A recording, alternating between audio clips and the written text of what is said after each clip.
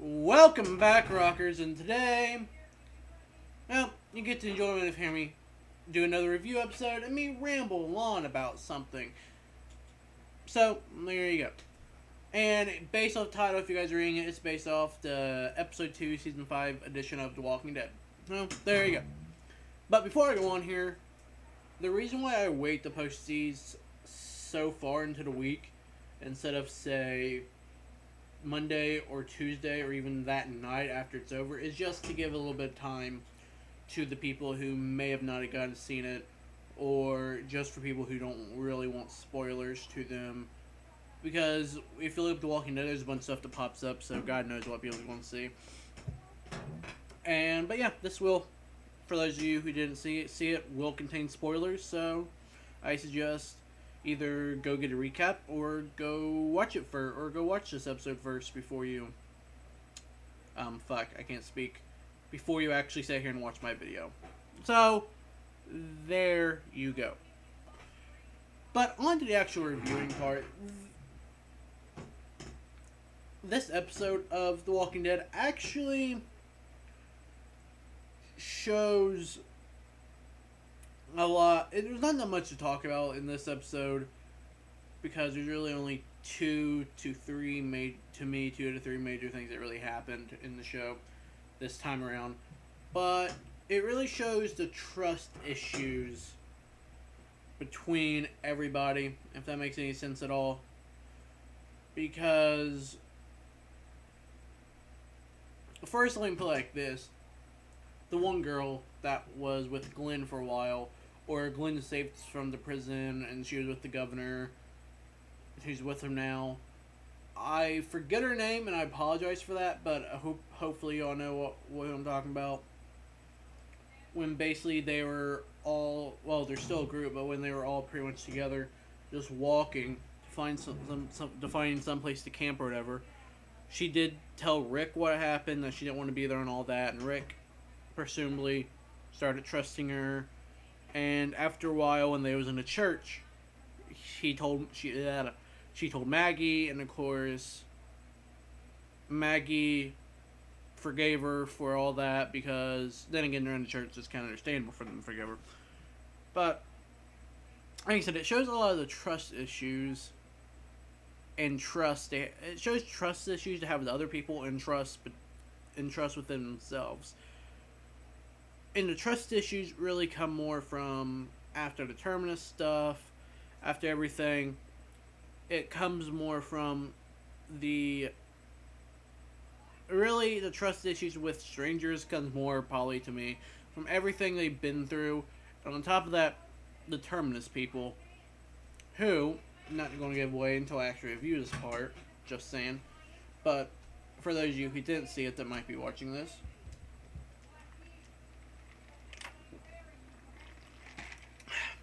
I give myself that nice Coke to drink. But anyway,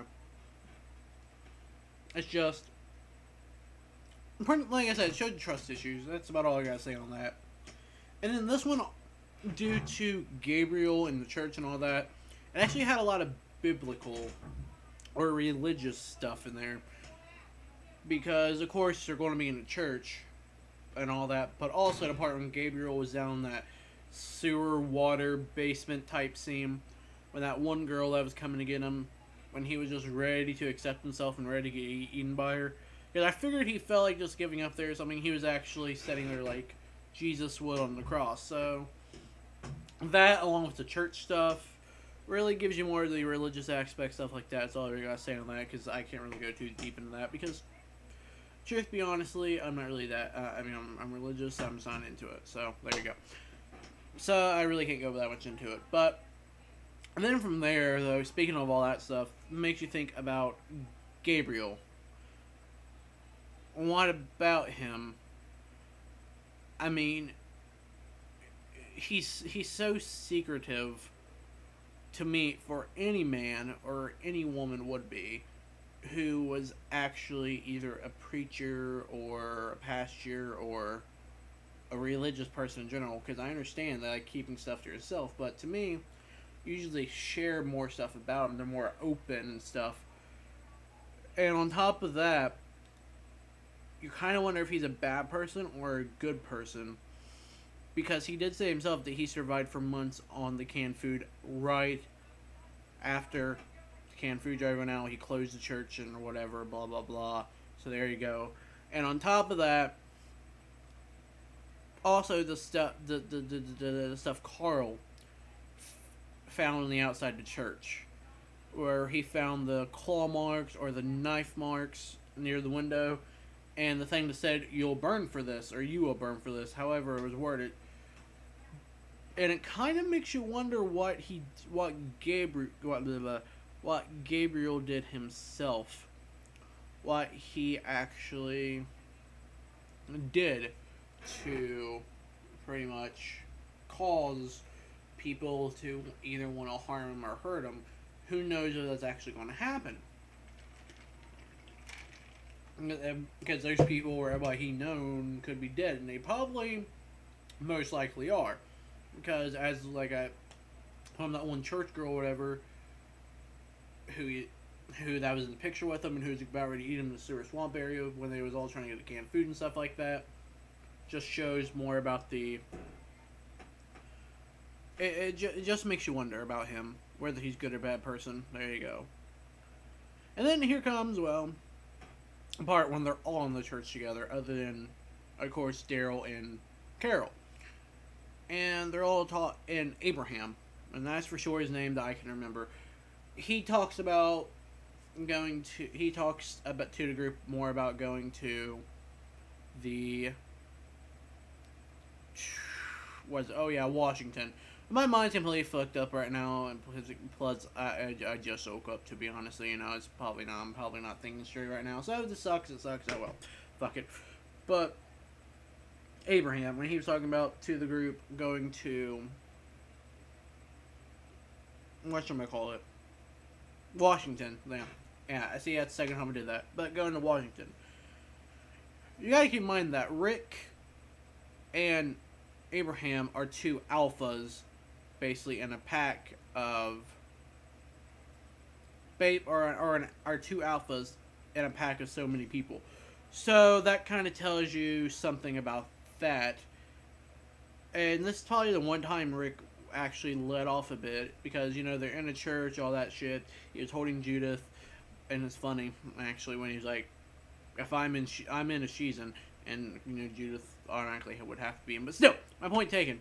But it's just it kind of shows Rick also backing off a bit and really going with someone else's idea for a change other than Carl's, because again, there's more father-son bonding going on between Rick and Carl too, as we speak in the show as well.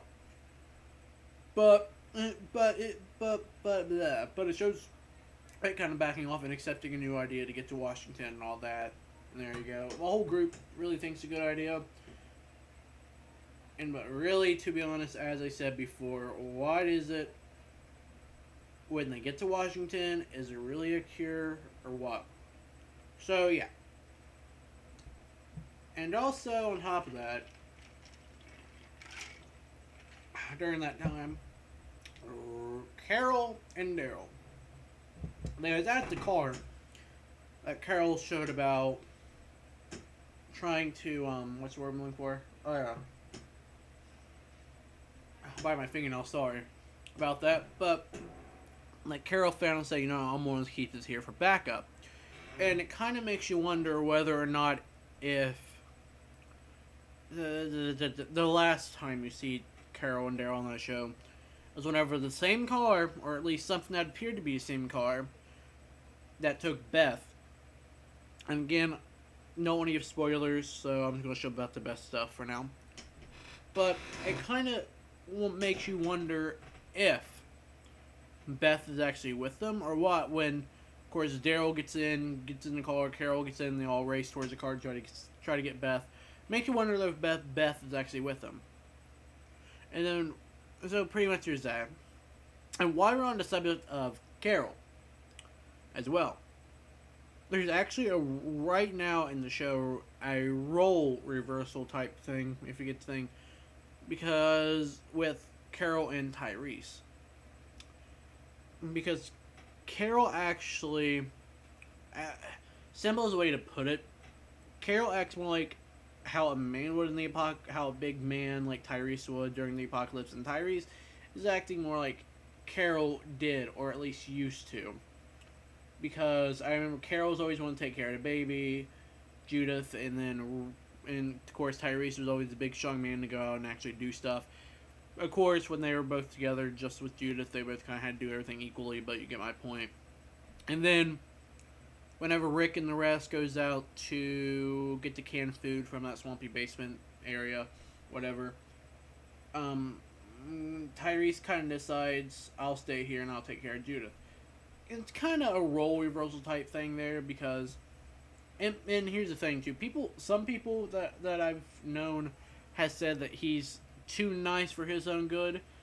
Oh, yes, that is true, he could be, but also it's kind of, for Tyrese in the situation he is, sometimes it's better to be too nice than not nice at all. Especially when you have the group and all that, and of course Judith and stuff like that. I mean, you have to be kind of, within your group, it's reasonable for him to act like that, because he's with people he known. Of course, with Abraham and people, there's people there he doesn't know, but that's all I gotta say. And here comes the Holy Grail of scenes for this episode. The Holy Grail of scenes for this episode, and really, this one's the fucked up part. Because, yes, I'm drinking too much in this episode, but oh well. The Holy Grail of scenes, though. Whenever Bob's off by himself, and no offense to anybody who says, but during an apocalypse like this, and of course, why would you even go off by yourself in the first place, to be honest? Because that's like number one rule when you're with the group, is to stay with the group. I mean, I understand he was close to church and he figured out it would be safe, but no, it wasn't. So there you go. Because when it came down to it, these strangers, title episode, no pun intended, strangers, but the stranger mask, or whatever you want to say, came up to him, punched him, did whatever, and knocked him out. And when you see that, you really think, is it, because there was people watching him before, the whole group, not just him, but the whole group. And you wonder whether or not who it is, because in your head you think, rationally, you think, oh, determined people are mostly dead. There's no way they could have got out of the mess like that. Well, turns out, we're back! Because determinist people actually did get out alive. And they did escape Terminus alive. And, like I said, it was him, and you find out it's one of them who actually knocked out Bob.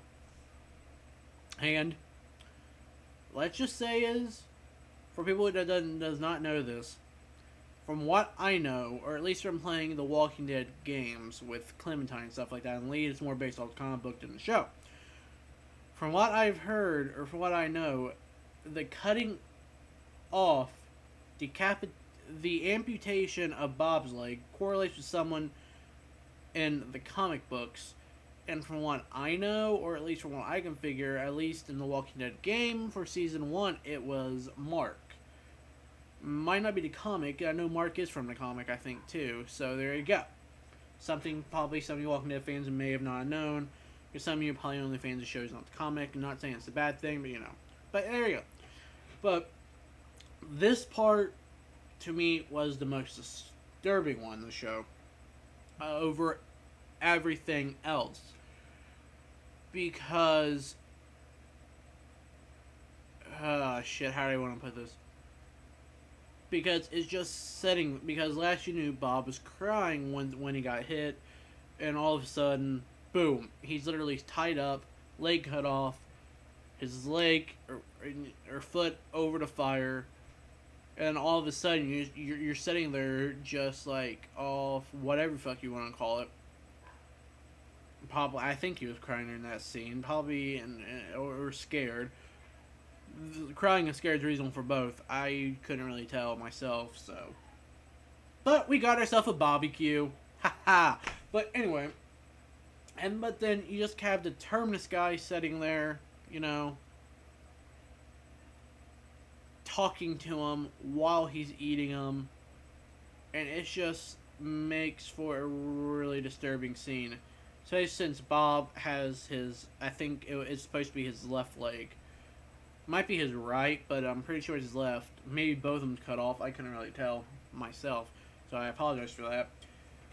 But it's just, yeah, when you're still alive and your leg's cut off, and the person who that cut your leg off, or one of the people that probably cut your leg off, is there eating you, and the leader of the thing's talking to you, yeah, it makes for a really disturbing scene. And it's just, it really did gross me out, too, as a thing. But in a good way, because, you know. Man, yeah. That's all I gotta say about this show. Overall, I give it probably, it was a little lackluster in the action, and I'm more of an action man when it comes to it. When it comes to the show, but I give it, instead of a 5-star like last time, I give it about a 4.7. That works. It's just, mainly it's because I'm biased too, because I'm a fan of the show. Well, I'm going to reduce that a little bit. Give it a fair 4.5. That's my final rating. 4.5, my final rating for the show. Overall, a great show. This time around, still holds true to the Walking Dead fans, what they want, what they would want, what they would expect. How there's curveballs that you wouldn't expect either. So there you go. But yeah, until next time, rockers, live free and rock.